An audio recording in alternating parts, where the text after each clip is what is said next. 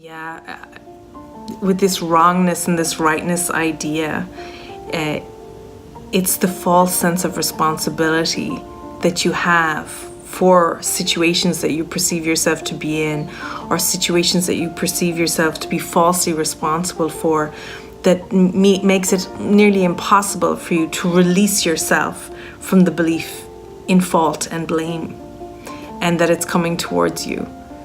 And it's essential that you start to notice every time you feel that fault and that blame and that guilt arising. Sometimes people say, oh, I don't know what you mean by guilt.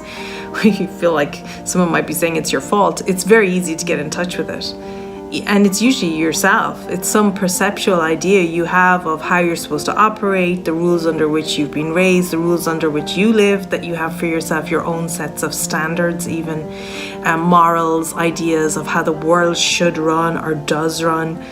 And so these are manacles, like on top of you. These are chains of beliefs that have to be questioned, all of them.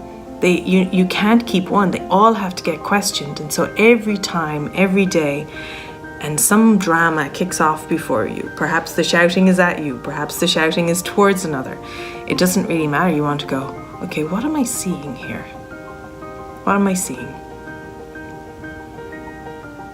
And learn to step back and watch with the spirit. And the more that's your practice on a daily basis, the more you'll have what we called in another video, the presence of mind, to do it in situations where you might consider it would be more extreme and harder to do it. And that's the invitation, to get present first thing every morning, and then stay in that state of presence, restore yourself to that awareness frequently throughout the day in a mindful way. That's what the course lessons are designed to do. That's why they're done at those different intervals throughout the day, to get you used to being in that presence of mind, so that when it's called upon in the most urgent seeming of cases where you would lose the plot altogether, then you have one with you watching until you become the one watching completely. But you can't mess it up. And it's very important and very helpful to remember that this is all the past, and that you're not looking to change outcomes and form. You're looking to change the experience as you watch the screen unfolding before you. That's all you have control over. You can't change the form outcomes. You can only change your experience of watching the screen. The reason that you don't want to put any focus on changing the outcomes in form is because it doesn't cause how you feel. That's false cause and effect. You want to go back to the only place that affects your experience, and that's the desires, beliefs, and thoughts in the mind. So the more you reinforce that every day, whether it seems to be a positive thing like a lovely bowl of ice cream, or a negative thing like a screaming match with a friend, the more you do that, you de-link from what went before as if it caused this.